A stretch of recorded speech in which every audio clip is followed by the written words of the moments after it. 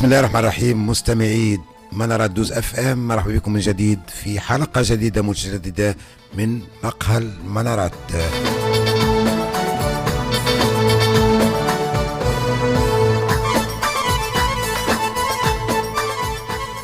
نعود إليكم بنفس جديد، بروح جديدة، برؤية جديدة، ربما بمقاربة جديدة، عسى أن نجد لديكم القبول والاستحسان.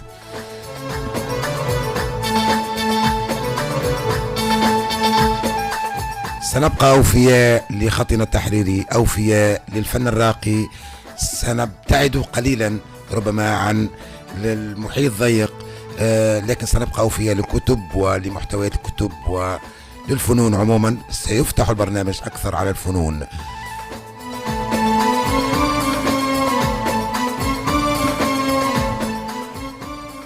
اليوم ستكون عندنا حلقة مميزة جدا مع الفن الرابع، باعتبار 27 مارس هو اليوم العالمي للمسرح. أستضيف ويسعدني جدا أن أستضيف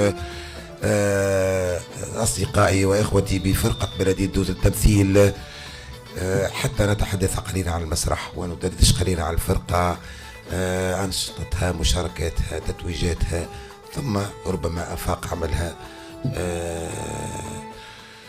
معناها سيكون حديث الشجون بطبيعة الحال معنا، ويسعدنا استقبال أخي وصديقي المربي الفاضل والمسرح المتميز عبد الناصر عبد الدايم. عبد الناصر، مرحبا بك وبكل مستمعي إذاعة منارات دوز فام. هذه الإذاعة اللي هي شقيقة لفرقة بلدية دوز للتمثيل ولا أقول أكثر. سيكلاني، مرحبا بك. سيكلاني فرج أيضا أحد أعضاء الفرقة ناشطين، مرحبا بك معنا في منارات دوز فام. مرحبا بكم، إن شاء الله كل عام وانتم بخير. بارك الله فيكم على الاستضافة. ومنارات دوز اف ام مش غريبة عليها، في دائما مع فرقة بلدية دوز مشكورين. ان شاء الله نعمل نقدروا عليه مع الفرقة اللي نعرفوها فرقة مجتهدة. بالمناسبة كنا باش نستضيف اخونا وعزيزنا منصور الصغير، لكن لاسباب صحية تعذر عليه الحضور، لكن هو حتى غايب بالجسد، لكن نراه ديما حاضر معنا منصور بافكاره، ورانا رجل علم من اعلام المسرح، مش الجهوي بركة، مش في دوز بركة، بل المسرح الوطني. رجل بألف بحقيقة، يعني أتمنى له شفاء عاجلا، وأنه لا باس باش ما نشغلوش ياسر، لكن الحقيقة معناها سي عبد الناصر إن شاء الله سيكلاني يقوم بالواجب بحول الله.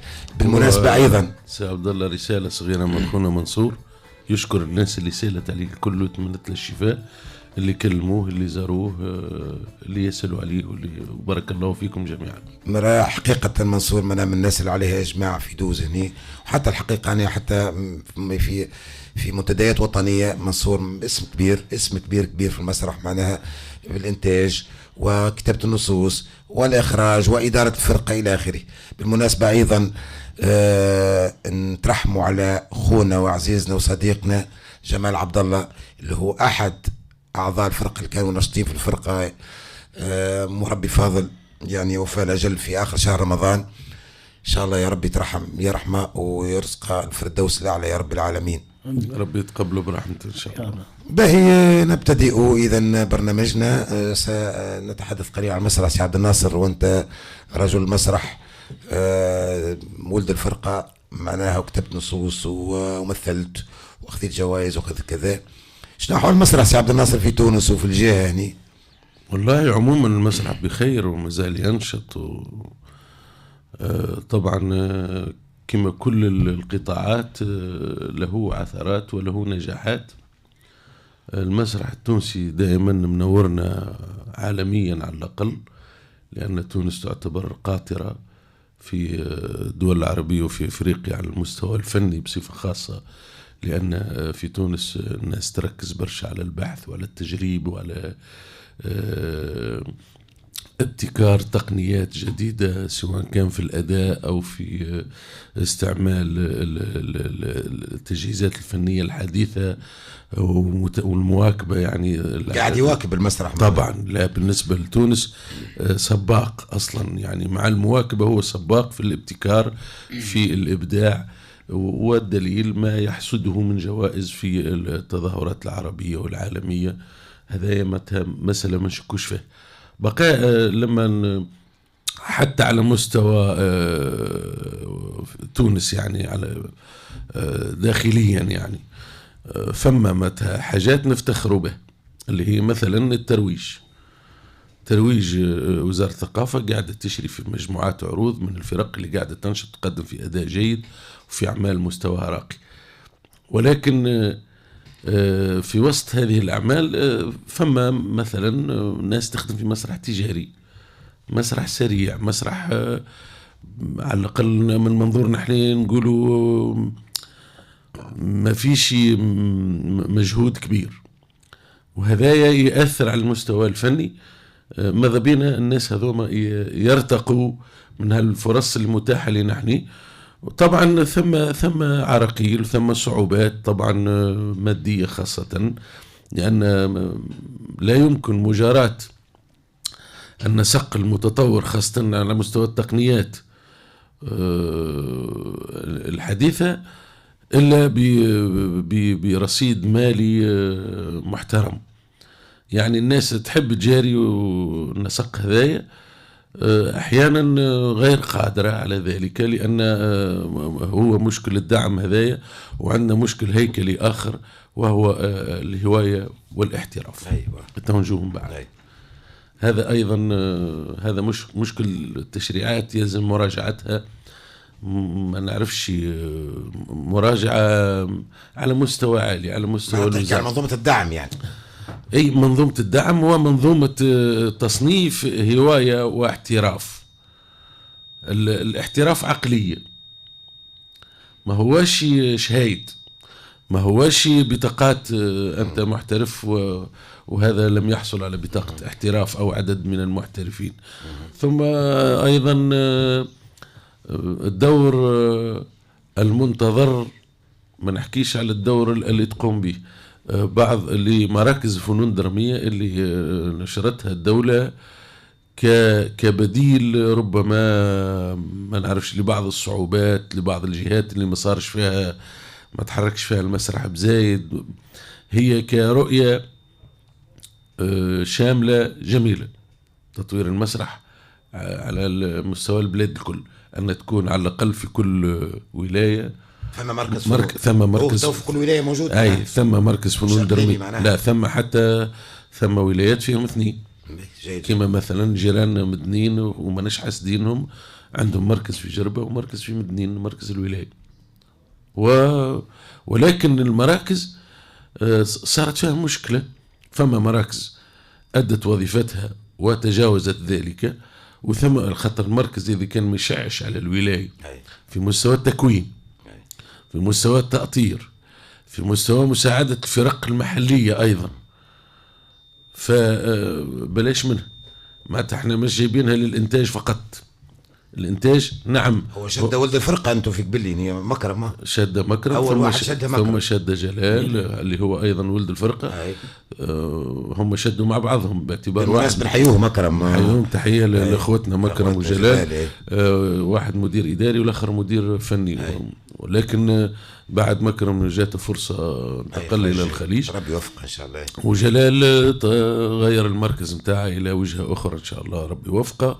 وحطوا الأخت فوزية بن منصور. فوزية 3 سنوات، لكن لقيت عراقيل باعتبار أن المركز صايرة فيه مشاكل سابقة، ما قدرتش تجاري الأمور كما يجب. الناس بغض النظر على الجانب الرسمي في, نعم. في المراكز هذه ولا غيرها ولا خلينا نحكوا على المسرح، يعني مازال فما جمهور المسرح، فما جمهور المسرح متواجد إذا كان قدمنا له مسرح يليق بانتظارته.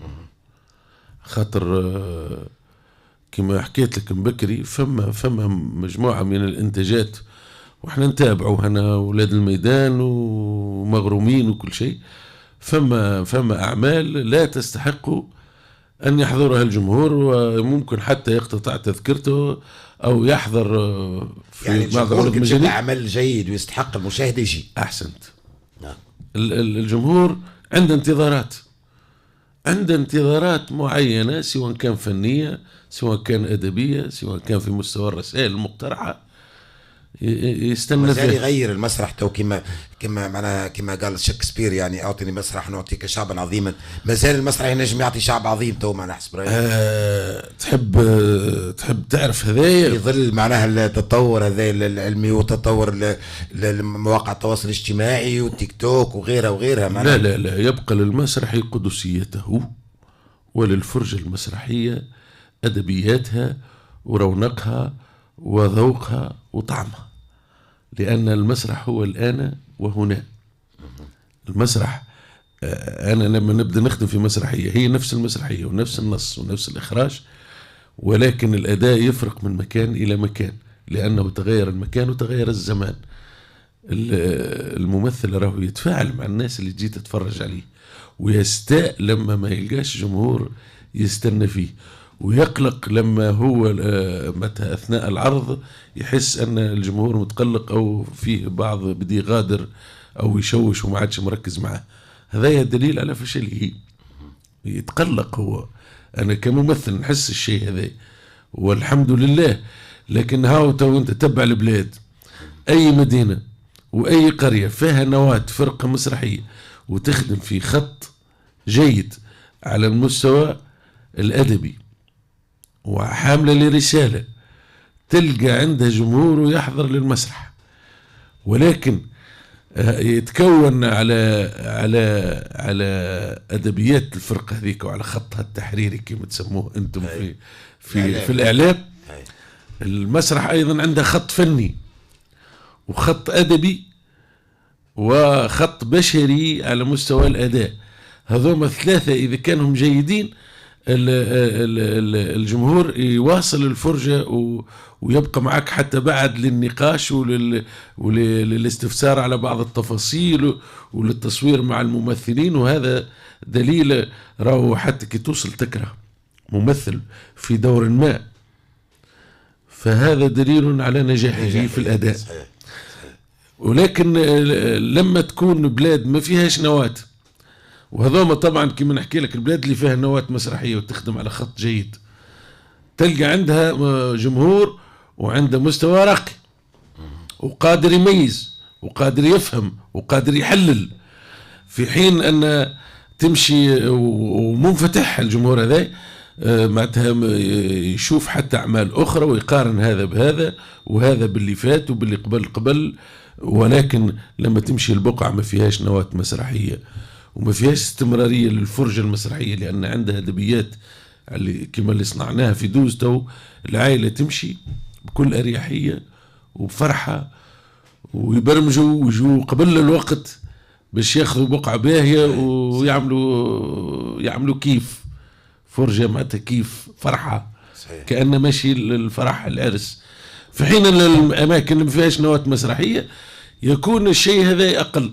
احنا نجحنا في حاجة أخرى اللي عملتها فرقة بلدية دوز في مهرجانها وفي غير مهرجانها، وهي أن نكون حزاما جماهيريا شعبيا للأطفال الصغار، فنهزوا لهم المسرحيات وهم في مدارسهم. هذه توجهها بعد إن شاء الله توجهها بعد، ولكن هذه داخلة في تكوين السلوك الفرجة المسرحية. راسي كلاني تو أنت كلام أي بصل أي ناصر، حتى المجموعة إلا الفرقة اللي تقدم المسرح هذاك هي عندها دور. مثلا كيف نمشي نعرض في مناطق الجمهورية يسمع فرقة بلدية دوز، يعرف فرقة بلدية دوز ايش تقدم، عندها سمعة معناها، عندها سمعة ايش تقدم.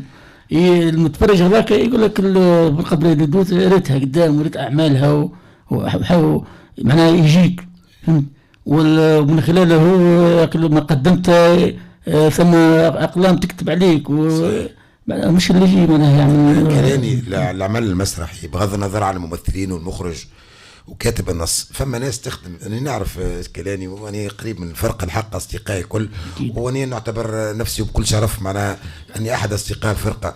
نشوف معناها فما أعمال مثلا توفيق الصغير ولا الكلاني، فما جنود خفاف في المسرحية. مدى مساهمة هؤلاء الجنود في العمل المسرحي سي الكلاني حسب تجربتك أنت معناها؟ بارك الله فيك. الجنود خفاء هم دورهم ما يكونش انقص من اللي يقدموا في فوق الركح، لانهم يكملوا المسرحيه. لا اعطينا الواقع بدون تواضع، على خاطر اني نعرف راني الكواليس معناها. خلينا من كلامي سيدي التوفيق يا سيدي، نحكوا على التوفيق. توفيق يحضر اللي عنده الاضاءه وعنده مش يعطي قيمه للعمل المسرحي طبعا. هذه نحكوا في المطلق احنا عموما التقنين اللي يقوم التقنين والاضاءه وكل الاضاءه والصوت واداره الركح والملابس شو دورهم عموما في العمل المسرحي نجاحها معناها؟ دوره اللي دوره كبير ياسر، كونه كبير يبدا متفاعل مع الممثل، مع كل شيء يدخل الموسيقى في وقتها ويدخل الضوء في وقتها. هذاك جزء من النجاح. مدير الركح باش الاكسسوار يحضره، باش الدخله بتاعت الممثل تكون في وقتها. الهدوء الخفاء في الكواليس هم كيف ممثلين في المسرحيه.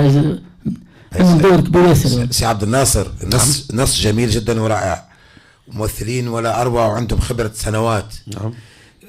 ينجموا، ومخرج لا هو خبره كيسي منصور معناه ينجح العمل المسرحي بدون تقنين لا مستحيل. لا مستحيل.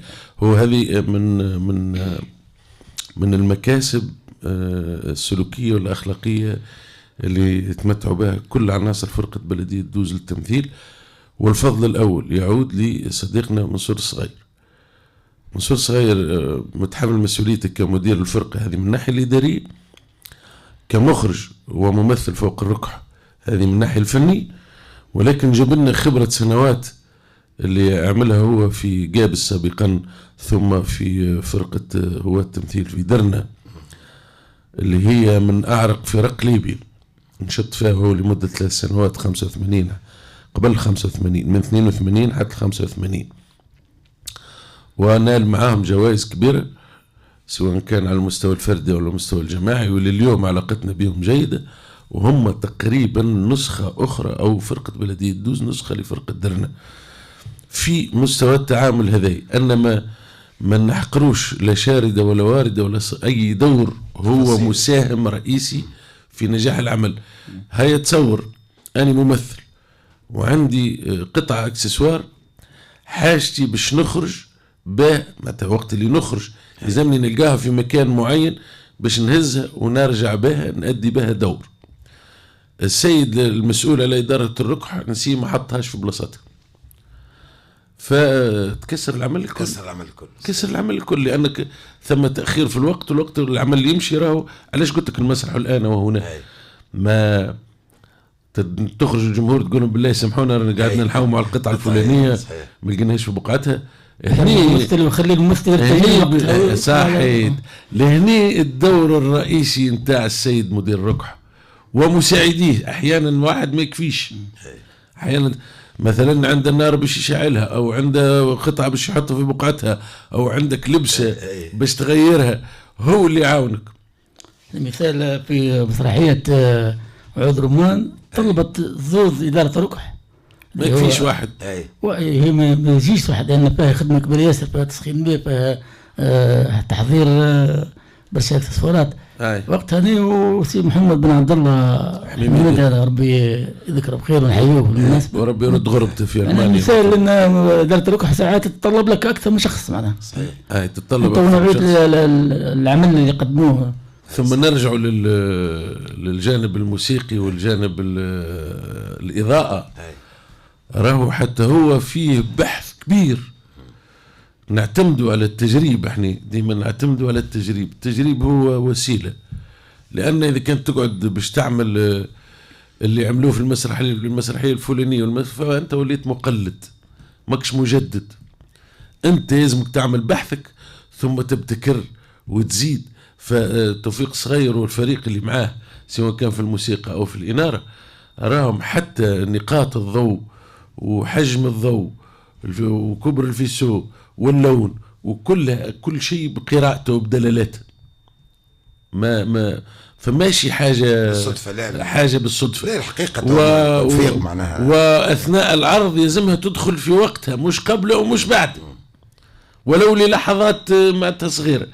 لهني معناتها التركيز المطلق فمن عمرنا ما نحقروا دور، وعمرنا ما نعتبروا ولا نغتروا. تلقى الناس كلها بكل تواضع، الناس كلها تخدم في كل شيء مع بعضها في الوقت اللازم. ولكن مثلا الكاس هذا باش تحط في البلاصه الفلانيه، المسؤول عليه الكلاني سي الكلاني، وين نحطه بالضبط هيك سي بون. هذا اذا كانك تساعد فيه، اما الاساس هو المطالب به. يعني عندنا المكلف به، ولكن الاخرين كلهم مستعدين للمساعده، وهذه تو ممكن نرجعوا لها. الحقيقه توفيقها وان شاء الله ربي يوفقها على كل حال. يعني باش ندوه ان شاء الله في حلقه، على خاطر الحقيقه معناها توفيق موهبه استثنائيه، معناها موهبه استثنائيه بكل تم معنى الكلمه في عديد المجالات. وذاك علاش باش ندوه في حلقه باش يشرب حذا قهوه في مقهى المنارات ان شاء الله في حلقه. سي عبد الناصر باش نختم مع المحور هذا. كان قديت تحصل توفيق. لا بحول شغله ياسر، بحول نحصل.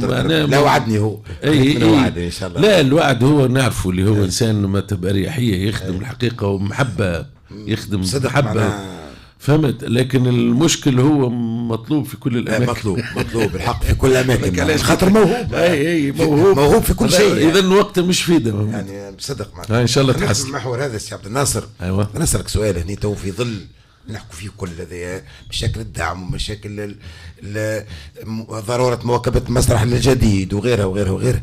شنو هو الحلول اللي تقترحها أنت في آخر نهاية المحور هذا للارتقاء بالمسرح الجهوي بفرعيه المحترف والهاوي والوطني كذلك معناه، وخلينا الجهوي أكثر ربما والهاوي أكثر. المقصود بالمسرح الجهوي يعني المسرح الجهوي معناها نقولوا احنا توا في نفزاوة مثلا في قبلي، مش نجم كيفاش نجم نطوروا المسرح نتاعنا في الجهه هذه.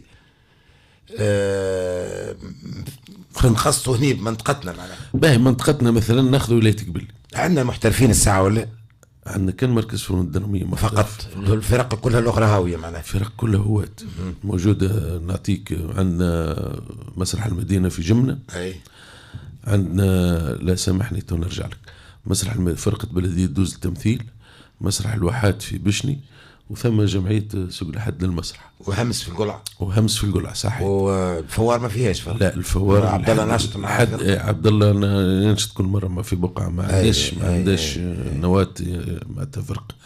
كانت الزاويه ما تشتغل.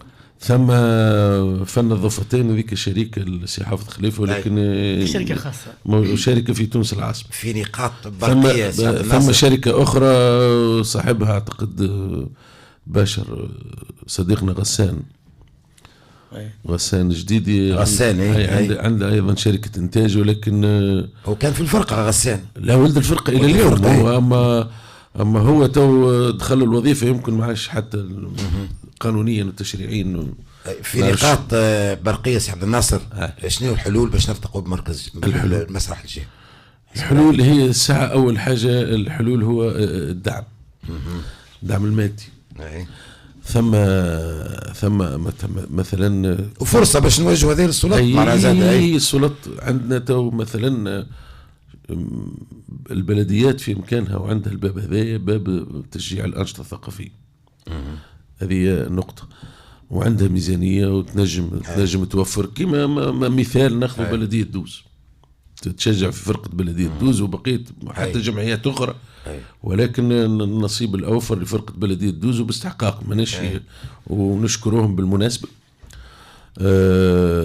خلاف هذا ثم شركات منتصبه بامكانها التدخل في الجانب هذا في اطار مسؤوليتها المجتمعيه، ولكن زاد مركز فنون الدراميه مثلا في امكانه ان يعاون الجمعيات هذه على الاقل في التكوين والتأطير، ينظم تربصات. يا اخوي ما فما مشكله، هو باش يعمل تربص، هو عنده ناس مختصين، عنده اساتذه ينجم يعاون على قلب الجنب هذا. لا وعنده زاد تجهيزات ينجم يعاون بها في عروض، مثلا عنده الركح المتنقل مع التراقي، عنده تجهيزات ضوئيه وتجهيزات صوتيه وتقنيين يعني، وينجم يعمل تربصات في الاختصاصات، تربص تمثيل، تربص في الإنارة، تربص في القيافة اللي هي المكياج، تربص في التنكر وصناعة الأقنعة. هذا الكل معناتها حتى يعاون في رق على الأقل. حتى ما عندهش مختصين في الجهة، عنده علاقاته ينجم يجيب مختصين في إطار التعاون. ممكن جدا. معناتها نعطيك مختص يأطر لك تربص، وتعطيني مختص يأطر لي تربص، ويفتح خلي الشباب يتكون المغروم بالمسرح، وربما هذا يسمح بتكوين جمعيات جديدة ويشجع هذا تكوين. راهو فما جمعيات بصراحة معناها قديمة وتعاني إلى اليوم. راهو فرقة بلدية دوز بصراحة معناها هربت من حسن حظها أنها توجدت في منطقة كما دوز، فعلت معها بعض الأطراف. الجمعية فما جمعيات ما عندهاش لوكال مثلا. نرجع لفرقة بلدية دوز في المحور الثاني إن شاء الله، نعود بعد الفاصل.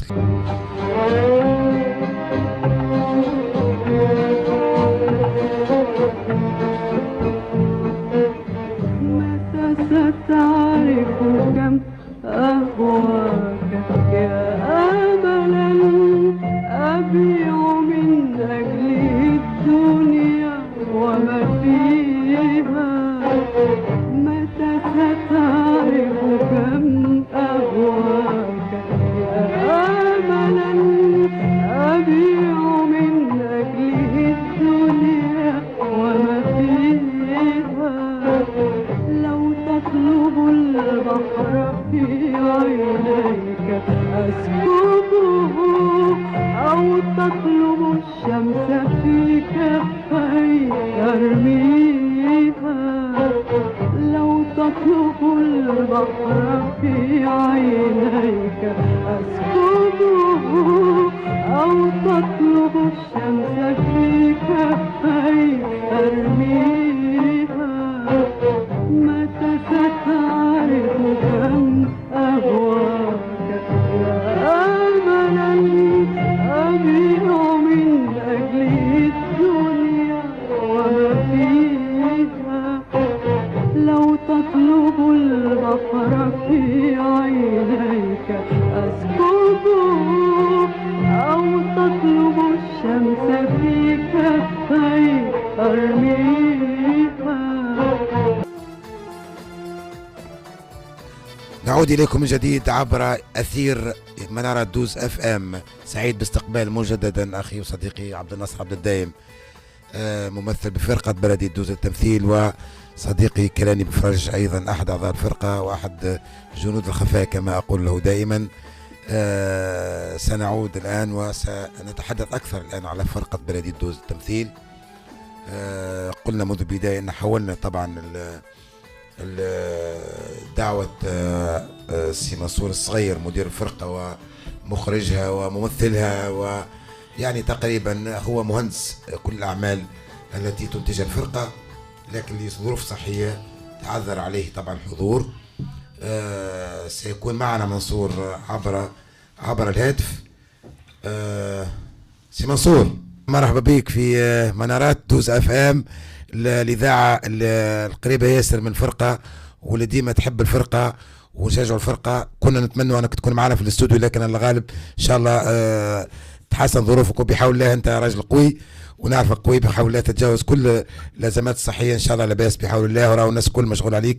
بفرصة باش تطمنوهم منصور راهو لاباس، واقف كما عهدناه، وفي للمسرح كما عهدناه، وفي لكل الفن الراقي كما عهدناه.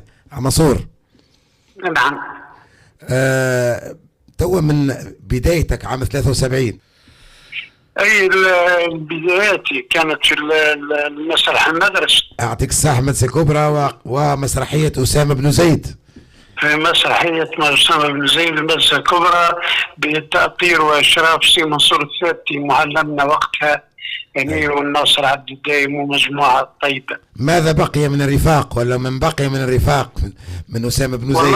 والله حاليا بقى لي الناصر عبد الدايم عظم رقبتي إن شاء الله. إن شاء الله عبد الناصر أدام الله عزه والسبتي قال لك سي عبد الناصر. أي والسبتي سي عبد الناصر. سي منصور، من 1973 من مسرح مدرسي حتى 2026 مخرج على الفرقة ومديرها. نجموش في دقيقة ونص ونعرفك ممثل وكاتب سيناريو، معنا نجموش نلخصوا الحكاية كلها في دقيقة ونص، دقيقتين تقريبا، ما نحبوش تعبوك ياسر. والله شوف، فما مجموعة اللي أشرفت على تأسيس الفرقة هذه، يعني احنا بدينا مع بعضنا كما قال السي عبد الناصر، بدينا في الابتدائي وبعد كملنا في الثانوي، ومن بعد يعني لقينا وقررنا نأسس الفرقة هذه.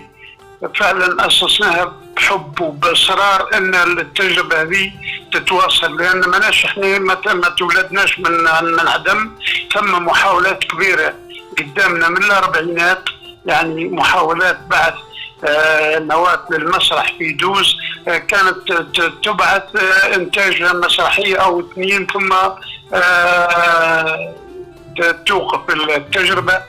لكن احنا كان اصرارنا ان نكون عائله واحده وتستمر التجربه، والحمد لله حاليا معناها فاتت 40 سنه تجربتنا.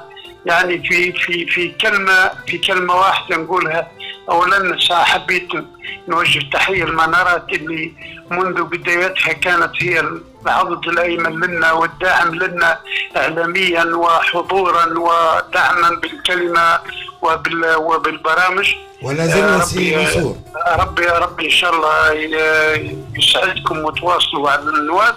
بالنسبه للفرقه هي وجودنا، هي كياننا.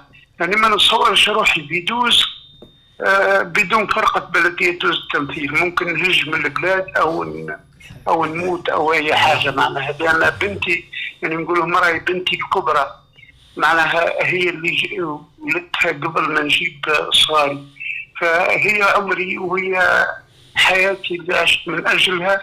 وطبعا تاسيس الفرقه دي خلانا من اجل الجمهور اللي حبنا ودعمنا ان مهما كانت الظروف نصر ان نقاوم ونواصل التجربه ان شاء الله. يعطيك الصحه سي منصور، واختمتوها والحمد لله بدار المسرح. دار المسرح اللي هي تعتبر انجاز كبير على المستوى الوطني والعربي اصلا معناها. الحمد لله الحمد لله. شكرا سي منصور، يعطيك الصحه على تلقائيتك وعلى روحك وعلى استعدادك الدائم لي كما كنت في الفرقه ديما، حتى في الاعلام ديما وراي منارات، ديما على العهد بحول الله اوفياء للفن الراقي اجمالا وفرقه بلديه دوز التمثيل. شكرا، كل عام وانتم بخير ومنارات بخير، ويوم عالمي للمسرح ان شاء الله يجيب الجديد للوطن العربي ان شاء الله وامتنا الاسلاميه. بارك الله فيك يا سيدي، ربي يعطيك الصحه والوقت الطيب، وان شاء الله ديما منورنا وديما معانا، وبحول الله احنا معاك. وكما قلت انت لخصتها، قلت لا اتصور منصور الصغير بدون فرقه، وحنا زاد بصراحه ما نجموش نتصور دوز بلا فرقه وبلا منصور الصغير. ان شاء الله ان شاء الله. شكرا سي منصور، الى لقاء قادم ان شاء الله عن قريب على المباشر ان شاء الله. تحياتنا. نعود اذا. شكرا سي منصور مره اخرى، شكرا. فعلا منصور ديما واقف، ديما رغم الظروف الصحيه ساعات، لكن راهو لاباس بحول الله كما قلنا بكري نطمنوا الجميع. منصور لخص كل شيء، الصحه هذه هو كاتب سيناريو نجم يلخص حكايه طويله في فقره قصيره. هو على العرض الصحي تحسن كثيرا الحمد لله، نطمنوا الناس كل، وان شاء الله القادم افضل. لا باس لا باس. وان شاء الله مبدئيا يوم 11 افريل عندنا عرض في تمغزة. ايوه هذا سكوب ان شاء الله. يعني اللي حاب يخلط على منصور يشاهد على الركن بحول الله نخلطوا عليه بقدره ربي. والله باصرار منه هو. الحمد لله الحمد لله. هذا هكا هو منصور، ما نجمش يكون كان هكا معنا طبعا. سي عبد الناصر، فرقه بلديه دوز التمثيل توا حكينا على العام وعلى المسرح عموما، خلينا نحكوا على الخاص شوي توا باش نحكوا على الفرقه. فرقه بلديه دوز كيفاش تاسست؟ فما حاجه، فما حركه عامه خلت الناس تاسس فرقه في دوز، فما حاجه معناها. هو باش نكونوا منصفين وهذه حقيقه للتاريخ، فرقه بلديه دوز راهي ما جاتش من عدم. راهو فما حركه مسرحيه سبقتنا، وثم نضال سابق، وثم ناس لقت سطورها واستعدت للدخول للسجن من اجل ان تكون هناك حركه ثقافيه ومسرحيه بصفه خاصه. نصف العباد حسب روايه الشيخ بالقاسم مصباح رحمه الله اللي هو معلم، ومن رافقه، ونذكر من بين الاسماء سي بالقاسم الدبار ربي يمد في انفاسه ويشد له في صحته، المرحوم محمد بن حامد اللي كان اطار عسكري، سي الساسي بن عبد الله، الدكتور علي عارف، كثير. هذوما الجيل الزيتوني اللي ناضلوا من يقال انهم من سنه 48 عملوا المسرح في دوز تاسيا بالحركه الثقافيه المسرحيه الموجوده في تونس العاصمه، باعتبارهم طلبه زوات، وكانت تجمعهم في النضال الثقافي، وكانت تجمعهم جمعيه اسمها جمعيه شباب المرزوقي. الجمعيه هذه الحق هي حسب ما رونا هم سي الساسي بن عبد الله وسي بالقاسم مصباح كانوا كتاب عامين لها في فترات متلاحقه. نشاطها يعني نشاطها بداية كان نشاطها تربوي اجتماعي. جهوي. لا في تونس العاصمة، في جامعة الزيتونة. كانت مهمتها اللي واخذتها على عاتقها الجمعية هذه هي مساعدة الطلبة في السكن وفي الإقامة وفي الإعاشة وفي توجيههم، لأن يمشي من هنا لتونس ما يعرف حد شيء، والفقر زاد موجود، ما يعرفش كيفاش ياكل كيفاش يتصرف وين باش ياكلوا، فوجههم. ثم توجهوا لتأطيرهم علميا، وعملوا مكتبة عظيمة، وكانوا يتبادلوا في الكتب كمراجع باش يساعدوا بعضهم تمهيدا للنجاح، لأن مهمتهم الأساسية هي الدراسة. هم ماشيين وكان في زمن هذاك فعلا التعليم سلم اجتماعي، يحول وضع العائلة من وضع إلى وضع، من وضع البدو والرعاة والناس معناتها مربي ماشية ويبلوا كذا، إلى ربما العائلة يكون فيها بعض الموظفين وبعض الناس اللي ترتقي معناتها حتى بالمستوى الاجتماعي. عبد الناصر من زواتنا عموما وقتها الفترة هذيك كانوا رواد الحركة الثقافية في البلاد، كانوا رواد وكانوا متأثرين بالحركة الثقافية اللي تصير في تونس، وكانوا يحبوا ينقلوها. علاش دوز محرومة منها؟ والحقيقة والميزة الكبيرة اللي كانوا يتميزوا بها هي القدرة على التضحية، القدرة على التطوع. كانت عندهم قدرات رهيبة بصراحة. معنا يروحوا في الصيف هنا يعملوا مسرحيات خلال الصيف، الشهرين هذوكم ولا 3 شهور تتألف المسرحية وتنجز وتعرض. وكانوا تعرض في فضاءات عامة. وكانوا معناتها كما قال لنا سي علي الدلال وسي قاسم دبار وسي قاسم مصباح، المكياج كان باللوس الابيض والفحم، معناتها باش يعمل شلاغم ولحية يعملهم بالفحم. وكانوا الملابس يجيبوا فيها من ديارهم، والتحضيرات تصير في حشان وفي غيطان ركح بالخشب والبراميل. معناها بإمكانيات معدومة. وكان ثم حتى مضايقات من الحاكم، ولكن كانوا يخدموا على المسرح التاريخي باعتباره يشجع على النضال وعلى مقاومة المستعمر وإلى آخره. وكان ثم قلق كبير من السلطة، كانت ساعات نادي هي لا فما شكون ما تحققوا معاه، وفما شكون نبهوا عليه وكتبوا عليه التزام وإلى آخره. هذا ما عندناش تفاصيل بالضبط، ولكن ذكرها. ثم هذوما الجيل اللي مهد الحركة هذا بداياته في 47 48 هذاك فاش سهل، وبقي مستمر بالشكل هذاك الى بدايات الاستقلال. بدايات الاستقلال الناس هذوما توجهوا الوظائف وتفرقوا، ما عادش يجمعهم جامع الزيتونة للتعليم، تفرقوا مشاو الوظائف في مختلف مناطق الجمهورية، ولكن قعد الصيف يجمعهم لأن أغلبهم توجهوا للتعليم. وفي التعليم كانوا زارعين للبسمة وللحياة، وأسسوا كل الجمعيات وكل المنظمات، هم اللي عملوا الكشافة وهم اللي جمعوا الجمعيات الرياضية والمصايف وكلها هم اللي جابوها، وبعدهم بالتطوع بعدهم اللي عملوا فرق، وهم اللي ساهموا أيضا في تكوين جيل جديد ما بعدهم. هم نسمي لك البعض منهم الدكتور نصر بالحاج بالطيب، دكتور الجراح اللي كان يكتب في المسرحيات وكان يمثل مع الجماعة. 85 تأسست الجمعية. هذا قبل هذا الجيل الثاني اللي هو في بداية الستينات ما بعد الاستقلال حتى ال 85. هذوما جيل كانوا يمشوا يقروا في جابس، أغلبهم التعليم الثانوي كان متاح في جابس. فالدكتور نصر بالطيب، إبراهيم الكريم، الحسين بن علي، المهدي نصيب، الهادي الأخضر، عمر دبنة، عمر الشعيبي، واعتذر كان في الجيل الأول ولا الثاني ولا الثالث، تغافلت على بعض الأسماء. ناس ناضلت من لا شيء.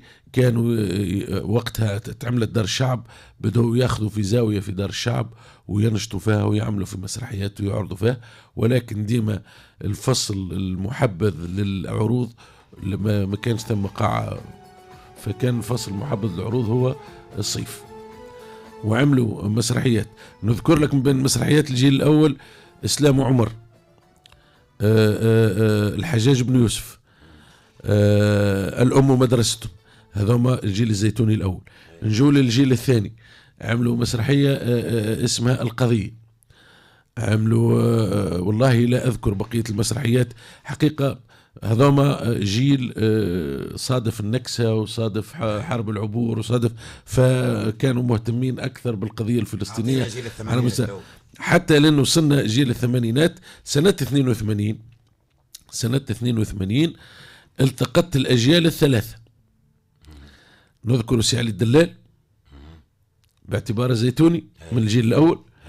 نذكر سي محي الدين بالطيب من الجيل اللاحق عليه رحمة الله. سي علي بالقاسم العجمني، الأخ المرحوم الأخ شهر الأخ أحمد الملوح الشعيمبي، سي محمد بن جمعة، وخلطت عليهم مجموعة شباب من الجيل الجديد: منصور الصغير، عبد الناصر عبد الدايم محدثكم، توفيق الصغير، توفيق بشطولة، شريف بشطولة، سالم اليعقوبي، سالم بن نصر اليعقوبي، السبت اليعقوبي خوه، المرحوم وليد مصباح من الجيل الجديد، محسن بن محمد. هذوما خدمنا عام 82 والناس لاهية بكأس العالم في إسبانيا. علاش نتفكر؟ لأن سي الملوح الشعيبي إذا كان البرازيل تلعب ما يجيناش، وهو مهتم بالكرة، وهو كان مهتم بالكرة، من مؤسسي جمعية الصحة الرياضية، وكان لاعب في الصحة الرياضية، ثم كان من معناتها قلت لك من المؤسسين من الهيئة، وكان معجب بالبرازيل. فنهار اللي تلعب البرازيل هذايا ما زالت الفرق، هذايا ما زالت تأسستش الفرق. عملنا مسرحية اسمها في سبيل التاج للأديب اللبناني مصطفى لطفي المنفلوطي باقتراح من سي علي الدلال بالعربية الفصحى، وعرضت مرتين. هذه عندي فيها نكتة. سي علي الدلال يلعب في دور الأمير، ومش عارف شكون في دور الملك، تقريبا محي الدين بالطيب. المهم نزر على سي علي الدلال قال له اخرس. عندي ولد عمي بعد يحكي لي فيها، قال لي كيفاش هذاك يقول معلمنا اخرس فوق قدام الناس. كان واقع، اي معناها لا هو واقع، معناها المعلم كان قدره حتى يمثل لا لازم يبقى مقدس. الحصيل هذه تعرض تعرضين فقط بمباركه من سي المرحوم التهامي بالحسن مندوب الثقافه والتشجيع. والحق حتى البلديه مشكوره في الزمن هذاك، اعطتنا اللوكال اللي موجوده فيه تو الكشاف اللي موجود وراء نادي الاطفال هو اللي تمت فيه التحضيرات. وسي علي الدلال باعتبار تكويني زيتوني وعربي فصحى كان حاكم علينا، حتى بعد لما شد هو اول مدير لفرقه بلديه دوز التمثيل كان حاكم علينا اللي يتكلم كلمه فرنسويه مخطط يجيب دبوزه صافيه ولا برتين. معناها هو ضامن روحه ما يتكلمش، هو البقيه اللي يتكلم. المهم الحقيقه هذوما ما كانش عندهم النفس باش يواصلوا، لكن مجموعه الشباب اللي دخلوا معاهم الحقيقه هك الفكره هذيك لمتهم وخلتهم يتحركوا. قعدنا وقت 3 سنين هذيك نخموا كل مره نعملوا قاعده في قهوه، علاش ما نعملوش وزعم كيفاش المسار كيفاش المسلك. وبعد جمعنا بعضنا ومشينا التهام يسالناش يلزمنا نعملوا، قال لازم تقعدوا مع بعضكم تعملوا محضر، تكتبوا محضر جلسه تاسيسي وتحضروا الاوراق وتقدموا ملفكم، وهاي الاوراق المطلوبه. وقدمنا الملف وصارت بعض العراقيل الله يسامح من كان السبب عام 85 ما تحصلنا على التأشيرة إلا في نهار 13 جويلية 87 بعد سنتين. الحقيقة هو اعتذر، قال الحقيقة كان ظني أنها تكون متجاوزتني الأمور وما نجمتش نعارض التيار وكذا، ولكن بعد فداها ودعم واجتهد من وقع بارك الله فيه. فتأسست فرقة بلدية دوز للتمثيل سنة 85 فعليا، وقانونيا سنة 87 وبدأ النشاط. فالنشاط البدايات كانت مع أول أستاذ جنى المسرح 87 88 والسي علي بن مصباح المرحوم من مساكن، من الدفعة الأولى للمعهد العالي للفن المسرحي، لأن كان سابقا يسمى معهد التمثيل، ومن بعد أصبح المعهد العالي للفن المسرحي. سالي مصباح هو من رفاق علاء الدين ميهوب والمجموعة الأولى يعني، ومحسن بن عبد الله حسيل. جانا سالي مصباح لهني السيد تهامي بالحسن كلفه، قال الوقت متاعك باش تقسمه على 3، ثلث الوقت في معهد جمنة، ثلث الوقت في معهد دوز ولا الفوار، جمنة ولا الفوار، جمنة ودوز، وثلث الوقت مع فرقة بلدية دوز التمثيل. والتقينا مع سي علي مصباح وجانا سي علي مصباح، وكنا مبتدئين الحقيقة. معناها أنا ومنصور نمشوا نعملوا محاولات كتابة ونجو نقروا في الليل على المجموعة، بقية المجموعة بدون ذكر الأسماء.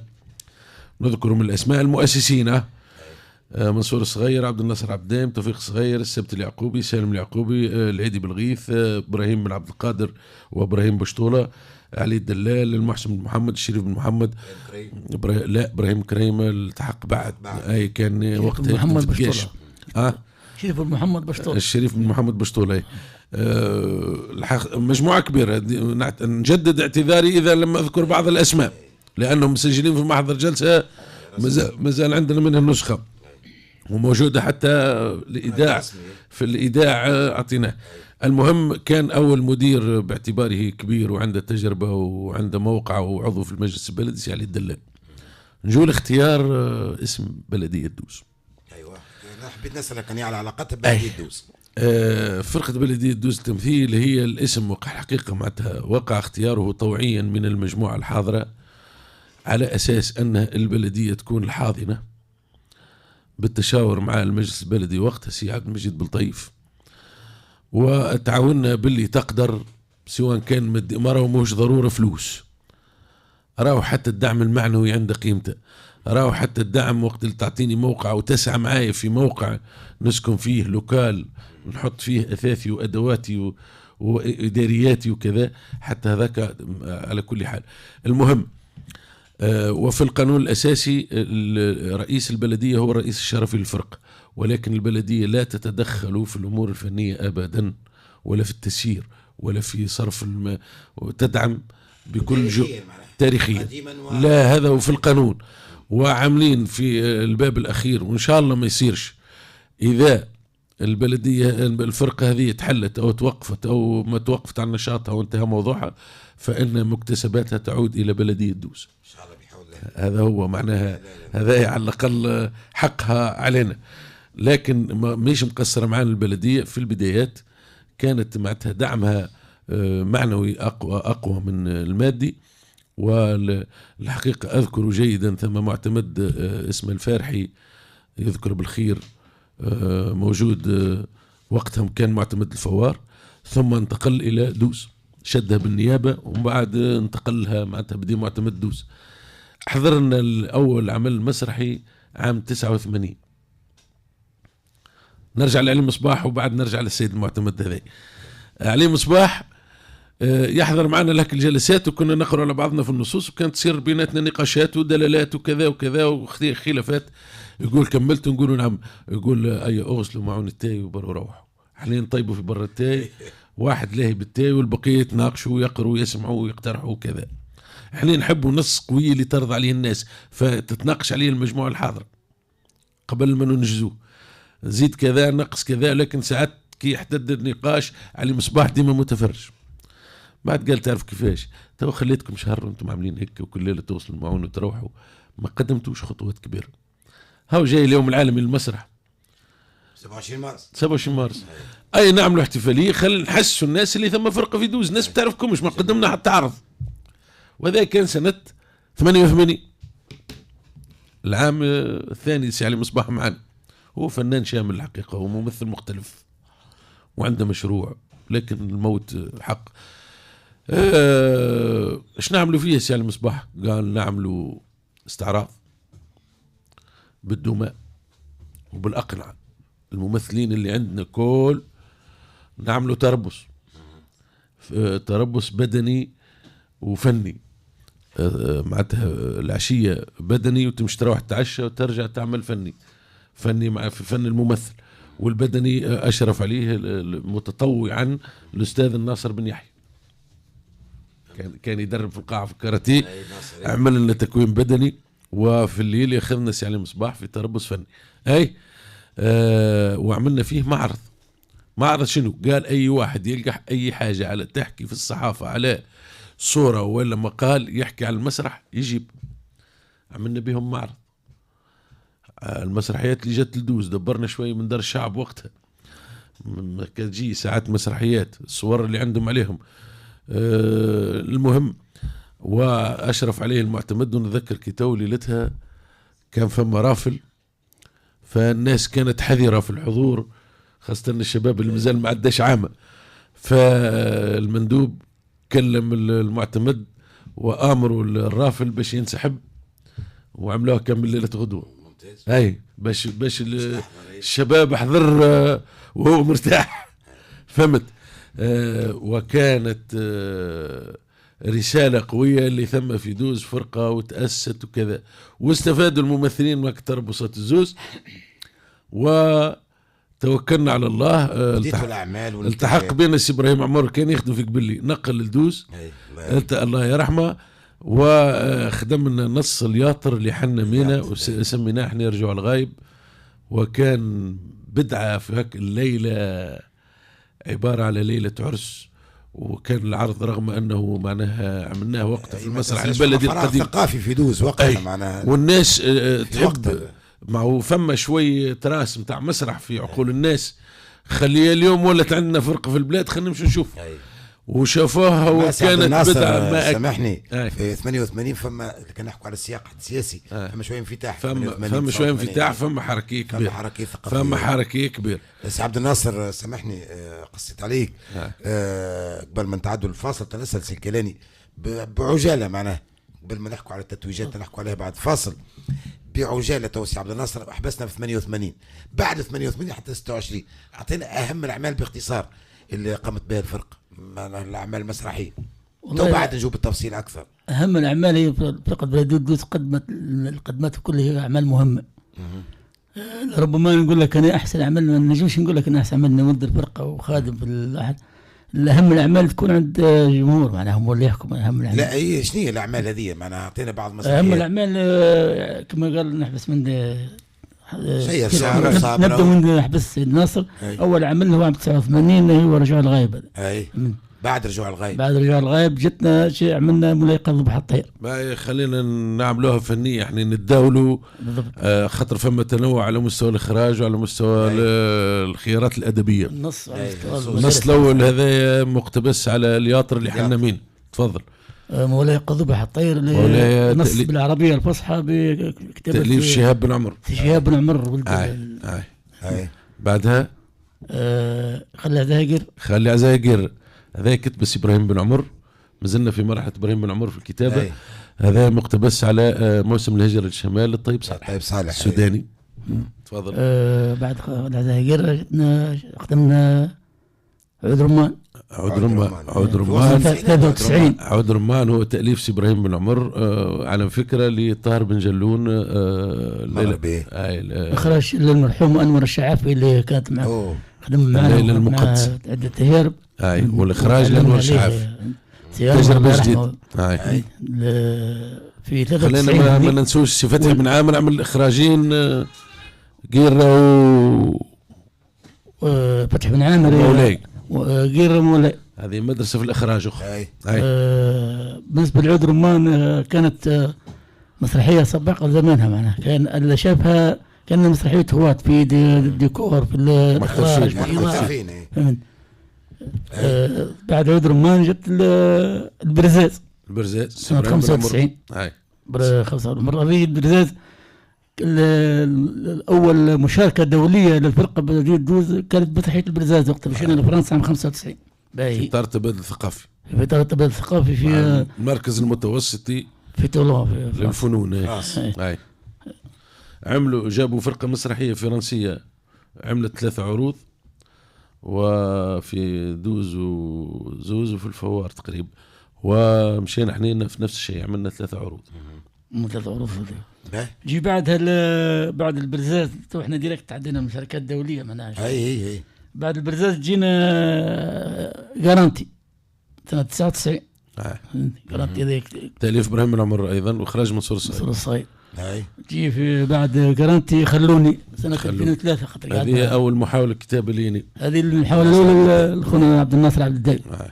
خلوني سنة 2003 يعني حتى إخراج منصور الصغير. هذه أخذت الرقم القياسي، عندها 17 جائزة، عندها 68 عرض، وبقت تلعب 3 سنين. ما نجمناش نبدو مسرحية جديدة لأنها بقت مطلوبة يعني ما حتى مسرحية ما وصلتها. خلوني بعد خلوني قعدت 3 سنين كما قال لك، حطت الرقم القياسي في العروض. 2006 جيت تحت الميزاب. أيضا ألفتها جيت تحت الميزاب. هذه اول مسرحيه التحق بها اخونا مكرم مكرم السنهوري مكرم السنهوري. في الاخراج.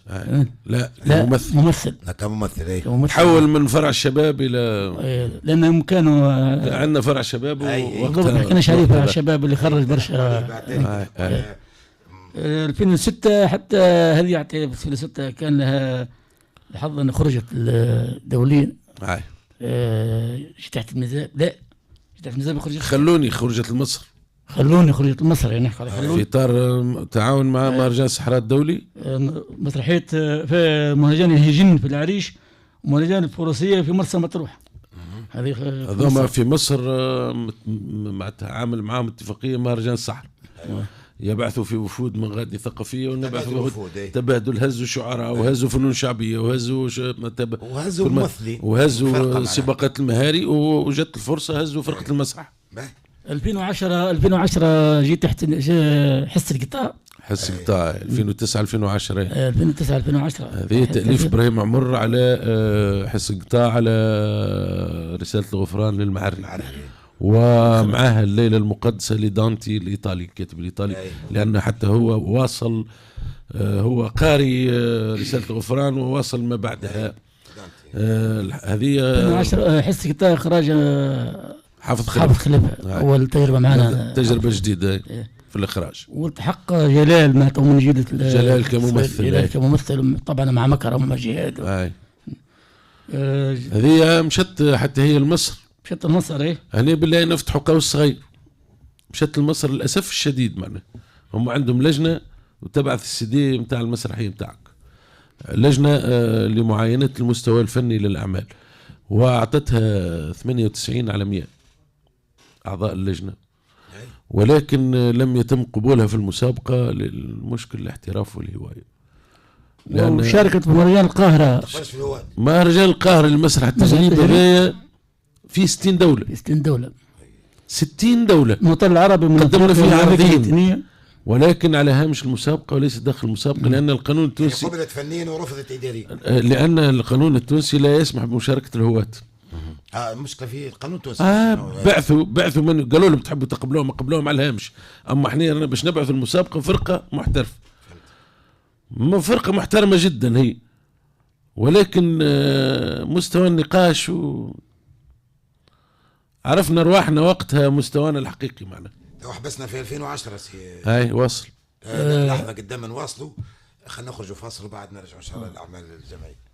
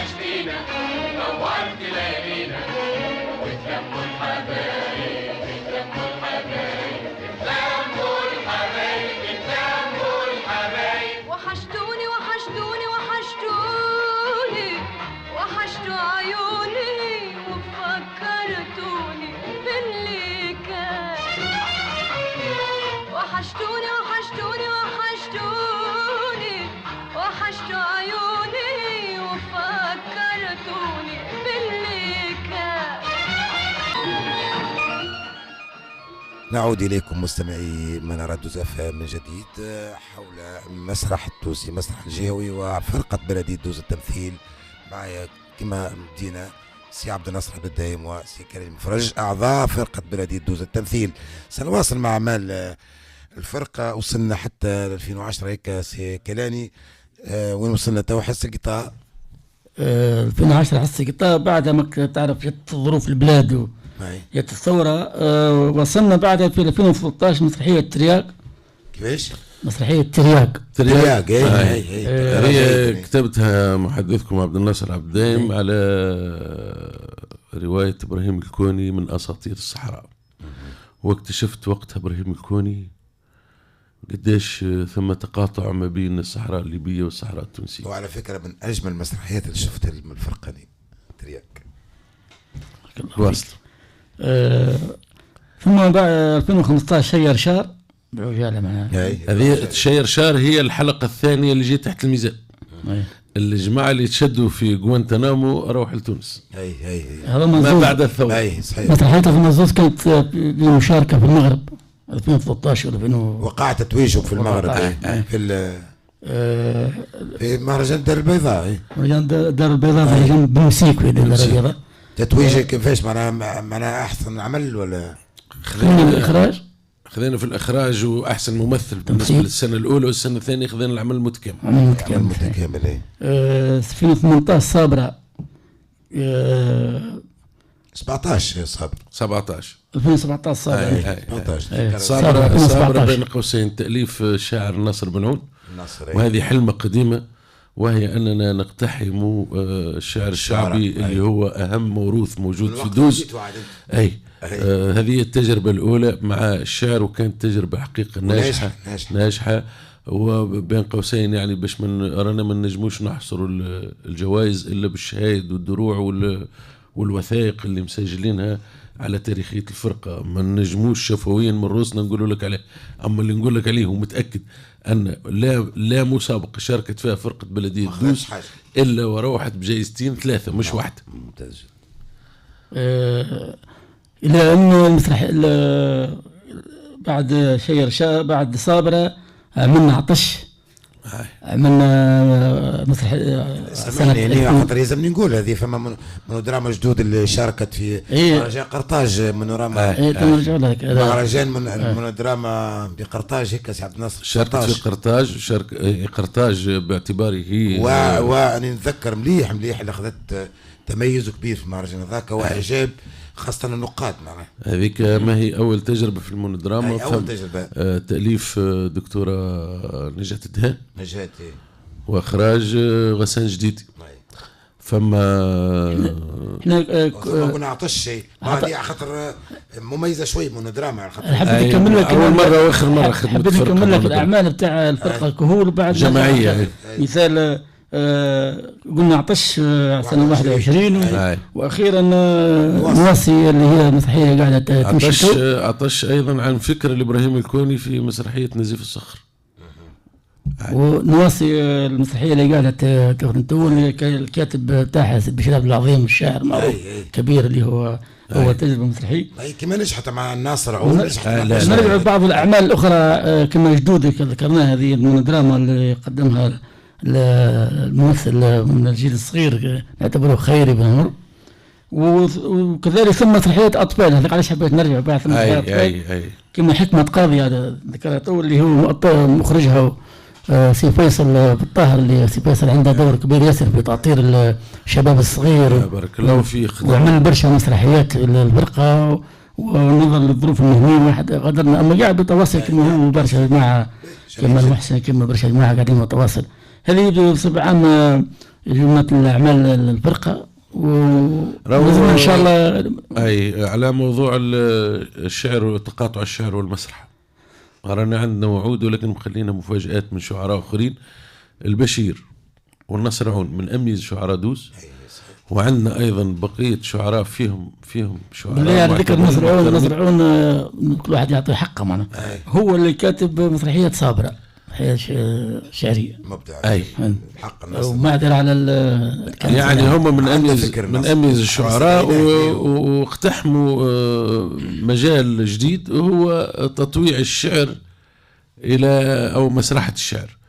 الحقيقة أني نحكي لك كاتب وقعدت معاهم وحاولت حتى نوجه ونساعد وهم ما همش ناقصين ولكنهم لمحين. الحقيقة هم وغيرهم ما زالت عندنا وعود أخرى. لا والله الحقيقة سي عبد الناصر أنا استدعيت كثير من الشعراء في الاستوديو هذا معنا.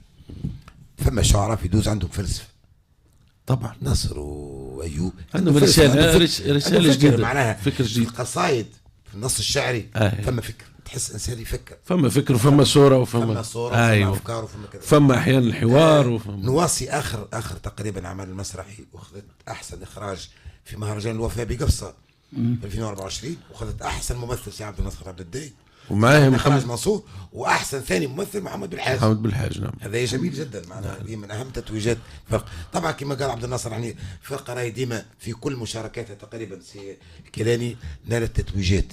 نعم في الحمد لله، كان مش الكل تقريبا، الحمد لله اغلب، وهذا ما يدل روح الفريق روح الفريق، هذه حاجه ممتازه ياسر. ولا هو اخذ الجوائز جماعي مش اول مره راه اي في أدرار 3 ممثلين الرقم قبل يدوز خذوا أحسن ممثل.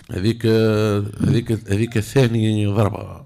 الضربة القوية الأولى كانت عبد الناصر ومنصور وإبراهيم كريم في مهرجان قربة لمسرح الهواة. الجائزة الأولى للتمثيل لأفضل ممثل بالتوازي. وكيف نفس الشيء تعاودت في أدرار عبد الناصر ومنصور ومحمد بالحاج أفضل ممثل بالتوازي. ثم تعاودت هي في قفصة أخيرا. ومجموعة بتاعت جوائز في مجد بن عباس في الجزائر ديما 4. مجموعة مجد بن عباس، فما ما احنا تعودنا بتوجيه من الصديق منصور لجنة التحكيم لما ندخلوا مهرجان حتى نعرفوهم نعملوا روحنا ما نعرفوهمش، معناها تجنبا لأي تأويل، وما نتكلموا معاهم إلا بعد إصدار النتائج. ولو كانوا أحبابنا ويجونا لهنا ومرحبا بهم على الرأس والعين، ولكن لما يكون في لجنة التحكيم هو في موقع آخر نحترموه، ويعني حتى صباح الخير ولا هي نشربوا قهوة ما نجموش نعمل حتى الجوائز هذا اللي صار. وعندنا متى عارف شكون في لجنة التحكيم في سيدي بالعباس؟ سيدي بالعباس في لجنة التحكيم المسرحي العظيم أحمد ماهر من مصر. اسماء نعم اسماء كبيره، زوز دكاتره من الجزائر، وعانوا من صراع ليلتها. هم عندهم 7 جوائز، الاستحقاق كان كلهم لفرقه بلديه دوز ما عدا جائزه افضل ممثله لان احنا ما عندناش طفل وقت. وصار الصراع كاكا ونادوا اللجنه 3 متاع الصباح، وغير المعطيات في الاخر اكتفوا باش يعطونا 4 من 3، يعني ثم زوز تفكوا منه. تصير مجاملات ساعات في اما ديما الفرقه ما جوازها عن استحقاق والحمد لله ما يقلقناش. خاطر بصراحه عمري يعني تو ما اقدم من معايا منصور والسبتي واقدم واحدين عايشين في الفرقه، ربما السبتي غاب فتره ثم رجع وظروف مهنيه وعائليه، لكن نحكي لك على المسيره عمري ما سمعت في يوم من الايام نقد لاي جائزه خذيناها ان نسحبها فعلا. الحمد لله. هذه تقريبا خلاصه بسرعه، لان كنت نحكوا على اعمال الجمعيه والفرقه راهي معناها تاخذ وقت طويل ياسر. هذه تقريبا اهم الاعمال واهم التتويجات. خلينا نحكوا على موضوع شغلني ياسر، اللي هو المهرجان، مهرجان دوز العربي للفن الرابع. لماذا انتظام المهرجان متذبذب؟ يعني يصير ما يصير ما يصيرش. معنا اخر دوره تقريبا دوره المرحوم محمد كدوس في 23 هيك 23 اخر دوره. نعم. 24 ابيض، 25 ابيض، و 26 ماذا تذبذب يا عبد الناصر؟ هو ليس مدير الفرقه وواحد عمدتها انا مدير المهرجان اصلا. ومدير المهرجان نعم. هو مهرجان باختصار سي عبد الناصر اسست الفرقه مهرجان في عشرينيتها لما كان عمره 20 سنه، يعني سنه 2005 من 85 ل 2005 كانت الدورة الأولى، وكان مهرجان محلي أو جهوي، ثم بعد وطني، ثم بعد ارتقى أصبح مغاربي، وبعد أصبح عربي. الدعم كان موجود من كل الجهات الحقيقة، باش ما ينكرش الإنسان فضل الناس ما يذكر، سواء كان أفراد أو مؤسسات. الإشكال في السنوات الأخيرة في الدعم، معناتها بقينا مكتفين بدعم المندوبية والبلدية، هم مشكورين. وزارة الشؤون الثقافية ما تدعمش، يعني صدقني وزارة الشؤون الثقافية في السنتين الأخيرتين يبعثوا لنا مراسلة يقولوا ما ترى لا توجد أموال على ذمة المهرجانات هذه، معناها ما عندناش باش ندعموكم مش باب، معناها ما فماش أبواب، ما نعرفش الملفات قدمت في الأجال القانونية. ما نعرفش كثرة المهرجانات أو ثم توجه لدعم مهرجانات دون سواها، خاطر تو بصراحة لازم شوية عدل. المهرجان أنت لما تأطره أو تدعمه أو تحضر له بصفتك، المفروض تكون عندك عيون تتابع. حتى لما تعطي دعمك لأي مهرجان يستحق. عندك عيون تتابع الإنجاز والبرنامج اللي تقدم تنفذ ولا متنفذش، فعلي ولا ماهوش فعلي. فهمت يعني كيفاش مهرجان تعطيه 40 50 100 ومهرجان معناتها طالب منك 10 و12 في الاخر تعرقل الى ان يضمحل وهو كان عامل حركه ثقافيه في فتره معينه من السنه. احنا بعدنا على مهرجان الصحراء دوز زخم فيها الشعر وفيها المسرح وفيها تربيه الخيول وتربيه المهاري وتربيه كلاب الصيد وفيها يعني تأليف الكتب وفيها حركة ثقافية كبيرة. ما ناش نزاحموا في أي مهرجان، وعلى حتى التاريخيين نحاولوا باش نبعدوا وما ناش فاكين من أي مهرجان، لكن على الوزارة أن تتابع أموالها لما تعطيها. إذا كان إنسان مهرجان ماهوش مستحق أو ماهوش منفذ البرامج اللي متعهد بها، هذاك يقص عليه الدعم. أما اللي مواصل في النجاحات واللي محقق برنامج وقاعدين نضيفه من عندنا، احنا الدورتين الأخيرتين صرفنا المنحة اللي خذيناها من البلدية والمنحة اللي خذيناها من المندوبية وصرفنا من ميزانية الفرقة، إلى أن أصبحت الفرقة في عجز في وقت من الأوقات، وحاليا هي في عجز. يعني احنا سابقا كنا اللي نصوروا فيه من العروض رانا ماناش محترفين، ما نقسموش فيه على بعضنا، نعطي في منح بسيطة، لكن المكاسب أكبر دليل دار المسرح، الإقامة على أعلى مستوى ب20 سرير. أيوة. التجهيزات التجهيزات الموجودة، نعم التجهيزات الموجودة باش تعرف فرقة بلدية دوز وحسن التصرف في المالية اللي عندها، التجهيزات الصوتية والتجهيزات الضوئية، احنا ما نستحقوا لحتى حد في أي حاجة. الفرقة اليوم مراكز فنون درامية ما عندهاش مكاسب الفرقة، مش اللي تصرف عليها الدولة، ما عندهاش مكاسب الفرقه باش تعرف ان فلوس مشت في بلاصتها. جي احنا يتعطل المهرجان، الحقيقه موجعه سواء كان للجماهير اللي تستنى، سواء كان للعناصر والناس اللي كانت تخدم فيه، متطوعين ولكن فرحانين لان عملوا حاجه للبلاد، اضافه نوعيه. مهرجان دوز راهو الناس اللي تفهم الثقافه شو يقول لك، يقول دوز مدينه الشعر والمسرح، يقول لك راه نخافوا منها باش نجي نعمل مسرحيه هنا لازم تحضير خاص. راي الناس تفهم مسرح، راي الناس تفهم شعر. شو يقول شكر السماوي يقول دوز تخوف الشعر، اللي ما يقولش الشعر يحفظ، واللي ما يحفظش يعرف يسمع. فالمسرح كيف لما تجي مسرحيه هزيله في محتواها ومستواها وفي رسائلها الثقافيه الراقيه، معناتها الجمهور هو اللي يرد عليه، سواء كان بالمغادره او بالاحتجاج، لأنهم تعودوا على مستويات راقية ويحبوا الرقي، يحبوا مسرح يرتقي بالإنسان. المسرح راهو يصنع كي قال شكسبير أعطيني مسرح نعطيك شعبا، راهو يهذب، راهو يربي، راهو يغير من عقلية شعب. هذا المفروض. اليوم الحقيقة السؤال مطروح ولم نجد له جوابا منذ 2 والفرقة تضرت في جرة المهرجان خاطر احنا خذينا على عاتقنا ونراجعوا مليته معناتها الناس اللي تخدم فيه كلها متطوعة، ولكن المال قوام الأعمال. اليوم راهو الإقامة ولت مكلفة، الإعاشة ولت مكلفة، التنقل مكلف، الطباعة مكلفة. ما هوش ممكن باش تقول لي معناتها 10,000 دينار تسير لك مهرجان فيه. معناتها حلمنا جي وقت من الأوقات عملنا المخيم العربي للتربصات، 4 تربصات يمشوا مع بعضهم. التربصات لشكون هذاما؟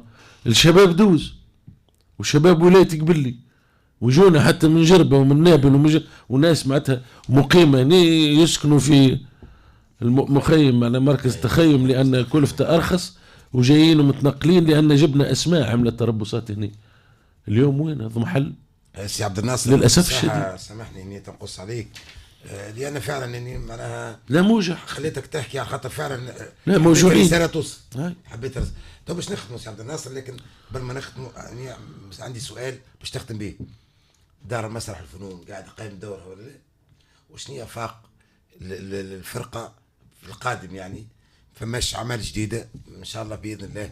نجموش تعطونا سكوب في منارات ان شاء الله عندكم مش عمل جديد؟ سكوب ما نجمش نسميه سكوب، اما نقول لك معناتها دار المسرح تأدي في دورها 300%. علاش؟ احنا اليوم 4 سنوات دار الثقافة تدوز. ولا هذه ايش حبيت تقولها انت؟ تحت الصيانة. ايوه. واين الملجأ؟ كل الأنشطة الثقافية في دار المسرح كانت هي البديلة ولا زالت مفتوحة. اي دار ثقافة بديلة فعلا. إذا ما هزتهمش ودوز محظوظة يرى الناس كل على فكرة. إذا ما هزتهمش الكل. إذا ما هزتهمش دار المسرح هزوهم على كتافنا. ودوز محظوظة اللي كانت كل الأنشطة المسرح باش الثقافية. كان باش عوضت دار الثقافة. صحيح. ما عندناش مزية. كل الأنشطة الثقافية. واخيرا ها فما زوز عروض مش عارف شنو هي التظاهره. امس منصور الصغير تحدث وياه وطلعنا عليه انا والكلاني، قال لي كلمتني مدير الثقافه دار الثقافه وعينا لها مدير ان شاء الله ربي يبارك لها ويعاونها وان شاء الله معناتها تتجدد الدار ونتواصلوا معاها. واحنا معنا الا اولاد الثقافه جميعا ولو هم معناتها رسميا واحنا هواة، ولكن كله من اجل هالبلاد هون. قالت له راهو المقاول قال لي عندي ضروره وفما شكون جاي وكذا وفما اشغال ضروره باش تخلوا القاعه فارغه وهون باش تحولوا العروض لدار المسرح ومرحبا بهم. دار المسرح مفتوحه لكل التظاهرات الخاصه والعامه، حتى أربعينيات الناس فقدتهم دوز، وحتى تقديم كتب، حتى مهرجانات مهرجان السهر، مهرجان الشعر، ومهرجان الشعر الغنائي، مهرجان هي لماذا أسست؟ لاحتضان العروض باش الناس تجي تتفرج في ظروف لائقة. فما جديد سي عبد الناصر؟ جديد الخلاصة جديد ان شاء الله معناتها نكملوا سلسلة العروض المطلوبة، لأن نواصي نعم مسرحية مازالت مطلوبة، ما تمتش سلسلة عروض المقترحة من وزارة الثقافة ومن بعض الأصدقاء من مهرجانات وشارين عروض خاصة أيضا. وإن شاء الله معناتها نفاجئوكم بجديد. أما عمل جديد في الطريق إن شاء الله.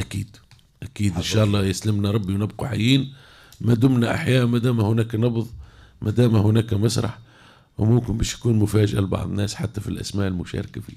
جميل جدا. احنا هذا الكلاني فما جديد انت ما قراش عليه عبد الناصر؟ والله عبد الناصر هو اللي اقرب للجديد، لانه هو صراحه الكاتب وهو اللي يتكلم خير مني. هو سي عبد الناصر قال كلمه، هو الممثل. اقول لك اني حاجه قال روح الفريق، وبصراحه معناها وذي معناها الواحد يشهد بها معناها بالمشاهده، يعني مش احنا نحيلوها لسي منصور. اي بطبيعه الحال هو نعطيك قلت لك على حاجتين. يعني اليوم روح الفريق ان ما تحتقر حتى دور، تقولش هذا ما نخدماش لان ظهوره صغير، وما تقولش هذا اليوم نخلوه ما يمشيش معانا لان تو يقوم به اي واحد، لا يمشي هو ويقوم بدوره هو. هذه واحده. اثنين، احترام الناس سواء كان في مقاماتها عضو في لجنه التحكيم ولا صحافه زاد ما تجريش وراه. جاك طالب لقاء بكل احترام مرحبا، وهو يخدم على روحه وانت تخدم على روحك. فريق مثالي وقائد مثالي الحقيقه. منصور قائد مثالي خلينا نقولوا معناه. يعني يروح الفريق علاش قلت لك اني حبيت نقول لك اني ما يعرفش الفرق، يجي يلقى مجموعه فرقه كل ما موجودين، ما يعرفش هذا مخرج هذا ممثل وهذا تكنيسيان، ما الحقيقه معناه. وهذا يدل على روح الفريق، يعني الناس كل عائله واحده، نحسوا ماني فرق بلدي دوز عائله واحده. ان شاء الله على كل حال باذن الله تتواصل نجاحات الفرقه. ثم تحب تختم تفضل. الفريق روح الفريق، وثم ناس حتى بعاد حتى على الفرقه تخدم قاعدين يطرفوا قاعدين حتى ولو غادرونا الاسباب معناها كما سي سبتك المحسن كما سي نور الدين الطيب عنده دور كبير ياسر. مرحوم جمال الله يرحمه اللي كان مكرم سنوري برشا اسماء معناها ديما متفقين في الفرقه وعندهم ادوار حتى مش في البلاد هنا، مش في داخل الفرقه عندهم ادوار كبيره بدعم الفرقه. مثلا عندنا اوراق في العاصمه ما نمشوش. صحيح الحمد لله. بعض الاوقات كلمه الختام. شكرا لكم على هذه الدعوه وعلى هذه الجلسه الطيبه، وان شاء الله ديما مسانديننا ومساندينكم، وبارك الله فيكم على الالتفات للفرقة والسي منصور بمناسبة اليوم العالمي للمسرح. اليوم العالمي للمسرح السنة بالنسبة لفرقة دوز مر شوي في فقدان جمال الله يرحمه. هو حق تقريبا الفرقة 2001 جمال. نعم، احنا نطلب له الرحمة من عند المولى، وجمال بحول الله ان شاء الله معناتها مقبول ان شاء الله، وان شاء الله ابتسامته تشفع له. لا تكفيه والله، ولطفه مع الناس وجعلنا كل خطر. يعني نحكي مع نفسي، جمال رفيق دراسة من التعليم الثانوي، والله حتى البكالوريا عديناه في نفس القاعة، قاعة 13، وافترقنا وبعد التقينا في المهنة وخدم معي في نفس المدرسة سنوات طويلة. وني اللي كركرت المسرح لأنه كان سابقا كان هيك يدعم بحضوره وبكرهبته وبتنقيل الأشياء وهي واني على ذمتكم كذا، لكن بعد ارتمى في الحمام. وجمال شخصية ما معناتها لو فتحنا القوس لا يكفي لوصف مناقبه وزين أفعاله. جمال الهين اللين ان شاء الله عليه رحمة الله، ان شاء الله يا ربي، وربي يصبر كل الناس اللي يحبوه. جمال تتعزى فيه البلاد الكل. من غير السي عبد الناصر انا نغتنم فرصه ما نجموش البرنامج هذا من ذكر خونا جمال حكي عليه كما ربي سي جمال انسان خلوق، انسان الناس الكل تعرفه. لمحه صغيره على التحاقه بالفرقه من 2002 2001 كما قلنا، وبعض الاعمال اللي شارك فيها. شارك في خلونا 2003، جي تحت المزابل 2006، حسي قطار 2009 ممثل معنا كممثل. نعم. ترياق 2012، شير شارك 2015، إذا أن غادر لأسباب مهنية إلى تونس العاصمة، وقاعد بتواصل، قاعد يخدم في الفرقة من الغادي معناها كما قال لك في مراسلات، في اتصال بالإدارات كيف بالوزارة. ما هو سيد محسن ربي يرحمه سي جمال، كما قلت لك يظن نذكروه، يظن لا يلزم جمال ربي يرحمه ان شاء الله في الجنة، وربي يعطيه الصبر. وأهدى للفرقة أجمل الممثلين، ولو أن مهنة اليوم متعطلة على آسر ابنه، هو آسر بن عبد الله. كان ممثلا ممتازا، ان شاء الله يكون والله ان شاء الله اولاده. سيدي ابن عباس هو استلم البرنوس الذهبي الجائزه الاولى وصور بها، وكان له شرف ان يستلم هو الجائزه الكبرى. نعم، ربي يرحمه، بارك الله فيكم. ان شاء الله مشكورين منارات سي عبد الله اختنا الحبيبه وكل الفريق. وسامحونا اول مره نتكلم في الاذاعه. لا مرحبا بك خويا، كلام يعطيك الصحه. بارك الله فيكم، شكرا. مشكور، نورتنا خويا عبد الناصر، دائما منور منارات، منور مقهى المنارات. شكرا لكم على تلبيه الدعوه وعلى حضوركم اللافت. معي على الاجهزه الفنيه اختي حبيبه واختي حنان، مشكورين على دعمهم وعلى حسن تسييرهم للبرنامج. الى هنا نقطه النهايه لهذه الحلقه، ان شاء الله نتواصل معكم في حلقات جديده. معكم دائما وابدا اوفياء للفن الراقي، اوفياء للابداع، اوفياء للجميل في كل شيء. شكرا لكم، إلى اللقاء.